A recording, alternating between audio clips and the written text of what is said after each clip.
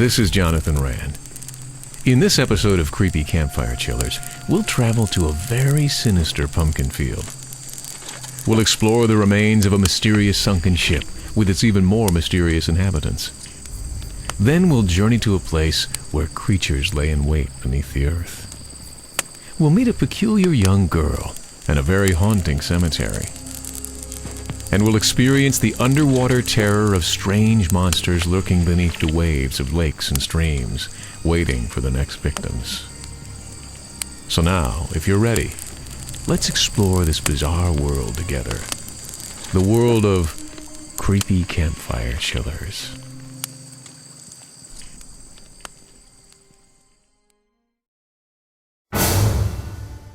The Pumpkin Field. The city of Petoskey is a well-known place in northern Michigan. Resting on the shores of beautiful Lake Michigan, Petoskey is truly a city that offers year-round entertainment. Fall is especially beautiful as forests and hills are ablaze with bright colors of the season. And if you follow Mitchell Street west, downtown, past quaint old homes and shops, you'll find that the city fades quickly and gives way to acres of rolling fields. It is here, on the outskirts of this quaint town, where a truly horrifying occurrence takes place each year from late summer to early fall. An occurrence so frightening that many local residents avoid this area altogether, at least until the pumpkins are gone. Several years ago, an old man purchased a large farm that bordered Mitchell Street. He had no family, and soon after he arrived, he did a strange thing. He built a 7-foot fence all around the farm. The fence was tall enough so that people passing by couldn't see on the other side. A large gate guarded the driveway, preventing unwanted visitors. And nothing seemed to happen at the farm until the month of October. In October, the gate in front of his driveway opened. A large, crudely made wooden sign read, "Free pumpkins, you pick." Not many people could pass up the offer of free pumpkins, and the driveway and sides of the road were soon filled with cars, their occupants returning with very large pumpkins. And the old man was strangely absent. Some people pounded on the front door of his house, wanting to thank him for his generosity. But no one saw him watching from the upstairs window. Watching, smiling a crooked smile, gazing down at the people scouring his pumpkin field. One such family that stopped to get a pumpkin was the Nichols family from the nearby village of Wolverine. Peter Nichols and his wife Rebecca, their daughter Christine, and son Brian had been shopping in Petoskey. On their way home, they saw the line of cars on both sides of the road. And when they saw the wooden sign advertising free pumpkins, Mr. Nichols decided to stop. It was a decision Mr. Nichols and his entire family would soon regret. Brian picked out a pumpkin. It was large, nearly twice the size of a basketball. Mr. Nichols had to struggle to carry it to the car. He did so happily, however, since the pumpkin didn't cost the family a single penny. On the ride home, Christine and Brian argued about what kind of face to carve in the pumpkin. Christine wanted a smiling, happy face, while Brian wanted a pumpkin with beady eyes and sharp teeth. In the end, Brian won out, and it was decided that the pumpkin would have a scary face, but not too scary. The Nichols had no idea just how scary their pumpkin would turn out to be. Upon arriving home, Mrs. Nichols prepared a place on the porch to carve the pumpkin. She spread out newspapers, and Mr. Nichols carried the large pumpkin from the car and placed it on the papers. A sharp knife was retrieved from the cupboard in the kitchen.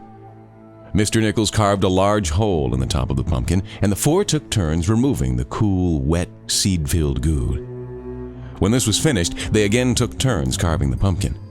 Mr. and Mrs. Nichols carved the eyes, Christine carved the nose, and Brian carved a sinister, toothy grin.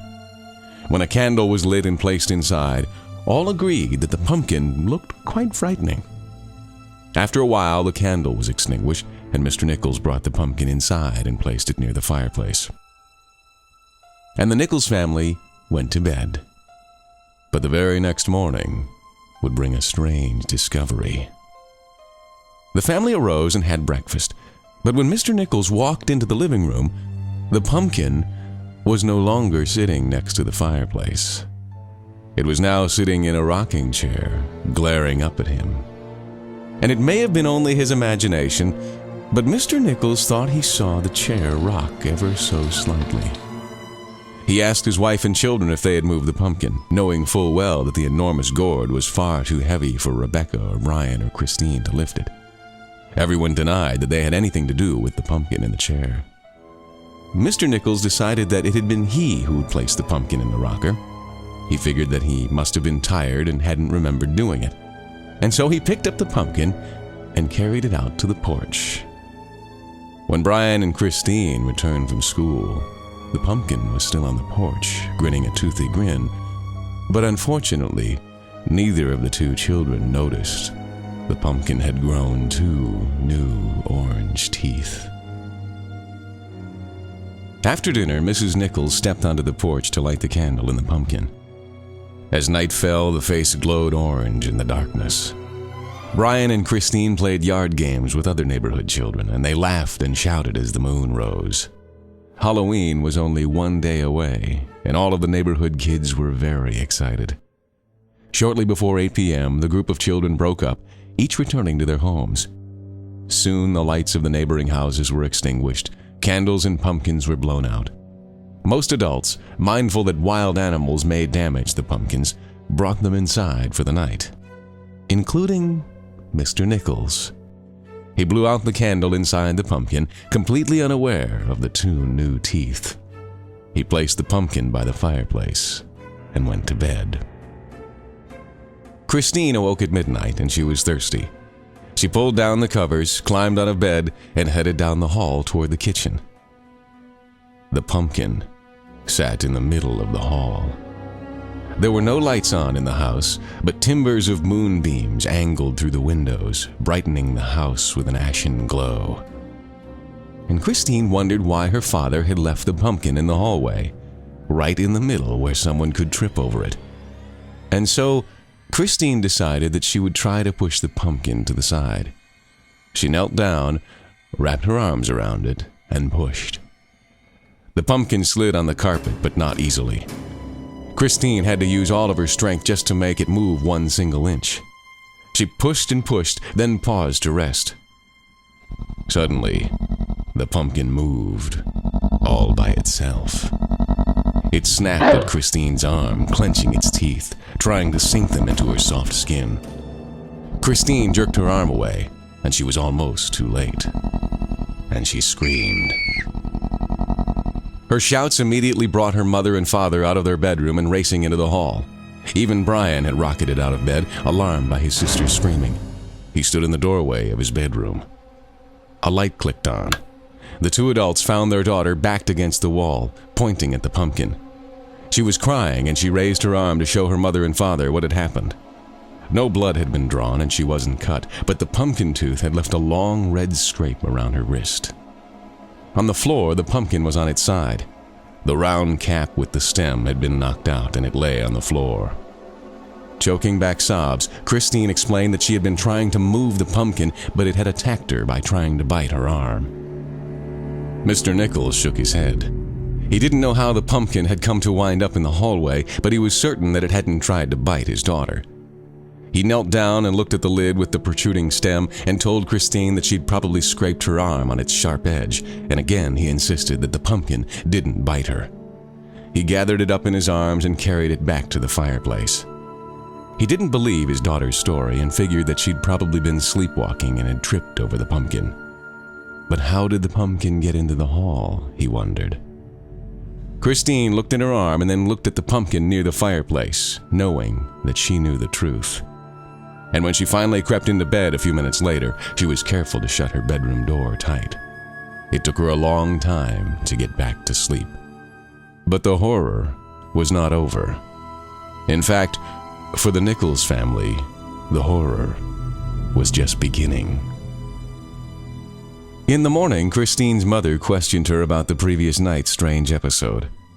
The mark on Christine's arm was still visible, and she stuck with her story. she knew that the pumpkin had tried to bite her. Her mother was unconvinced and told her daughter that it had been late, that she was sleepy and had only imagined the biting episode. But it was Halloween. Brian and Christine had Halloween parties at school, followed by an evening of trick-or-treating. Christine tried to forget about the strange pumpkin, and she and Brian left for school. When they returned in the afternoon, they went to work putting together their Halloween costumes. Both children had decided to make their own costumes this year. Brian was going to be a vampire and Christine a fairy princess. And then the phone rang. It was a neighbor, a friend of Christine's. She told Christine that she wouldn't be joining them for trick-or-treating after all. She'd tripped and sprained her ankle. When she explained to Christine how she had tripped, Christine gasped. She had tripped over a pumpkin in the yard. A large pumpkin, she had said, that didn't belong to her family. The sun sank beneath the trees, and Brian and Christine headed out to meet their friends. However, as the group traveled from house to house, they couldn't help but notice the pumpkins glowing on the front porches. Like the Nichols family, most of the people in the neighborhood had picked out their pumpkins for free from the field near Petoskey, and all of the pumpkins were very large.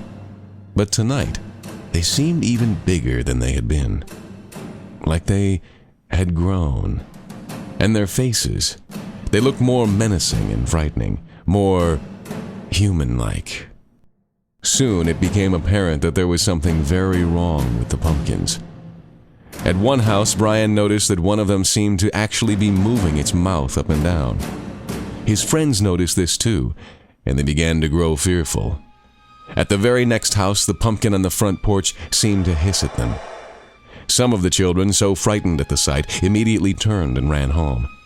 Brian and Christine also fled, but it was the sight on their porch that caused them both to stop and stare. The pumpkin on their porch was coming alive. Not only that, but it seemed to be growing arms and legs. The pumpkin hissed and its mouth gaped open hungrily, and the candle became a yellow tongue that flicked back and forth. It was then that both children noticed that the pumpkin no longer had 4 teeth like they had carved, but 6. The pumpkin had 2 new teeth. Teeth they hadn't carved. Suddenly, the front door opened and Mr. Nichols emerged. He saw his 2 children in the yard, staring toward the house. Then he turned to see what they were looking at. Mr. Nichols was horrified. The struggling pumpkin was only a few feet away, and suddenly he leapt forward and kicked it off the porch. It tumbled into the grass and emitted a terrible shriek. Then Mr. Nichols bolted from the porch and again kicked the pumpkin. The gourd broke open, scattering chunks and clumps. He kicked at the pumpkin until it was in several pieces. The pumpkin, now completely destroyed, stopped moving. The children ran inside, followed by their father. Mr. Nichols called a few neighbors, and they too had explained that strange things had started happening with their pumpkins. Pumpkins they had picked out for free from the large fenced-in field on the outskirts of Petoskey. So Mr. Nichols decided to find out what was going on. He got into his car and drove back to the field to confront the strange pumpkin farmer. When he arrived, the farmer's house was dark. The gate was closed, but it wasn't locked, and Mr. Nichols got out of his car, opened the gate, and walked up to the shadowy home.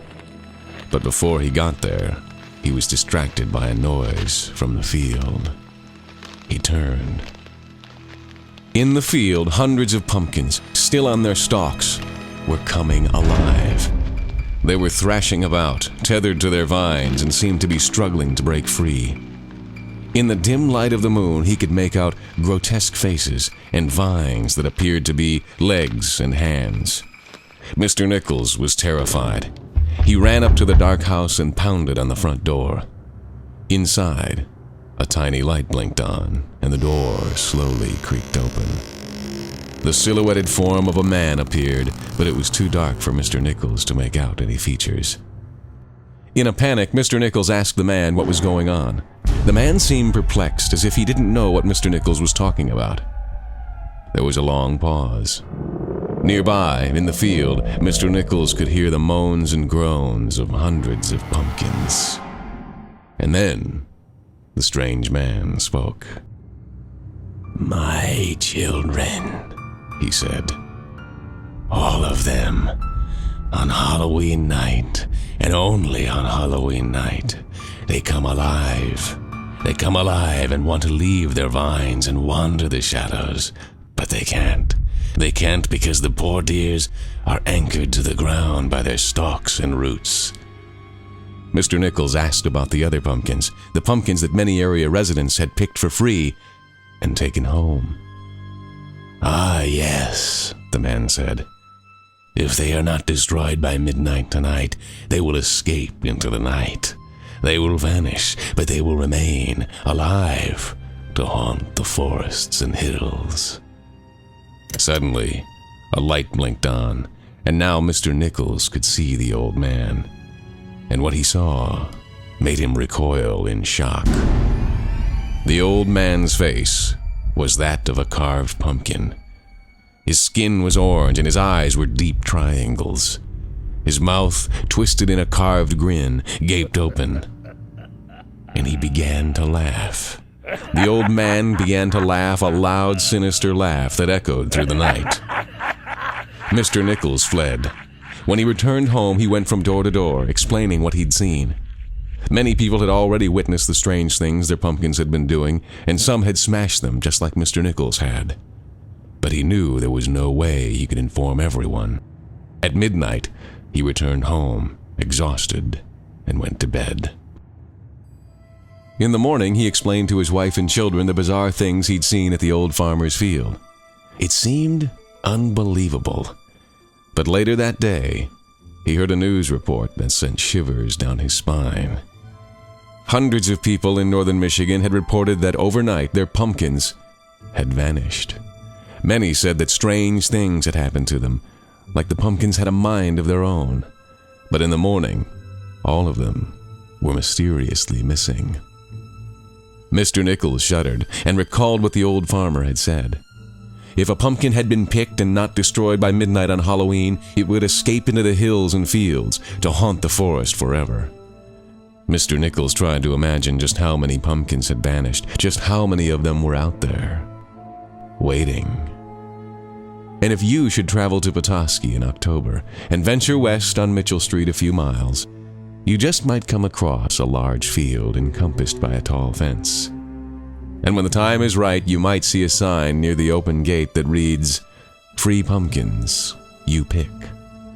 It is suggested that you not dare enter the old farmer's field, that you continue on your way, that you leave the field and its pumpkins alone. And if you find yourself in northern Michigan, in the forest after dark, beware. For you might just see a flicker of orange hiding within the shadows, waiting, for no one knows just how many of them are out there.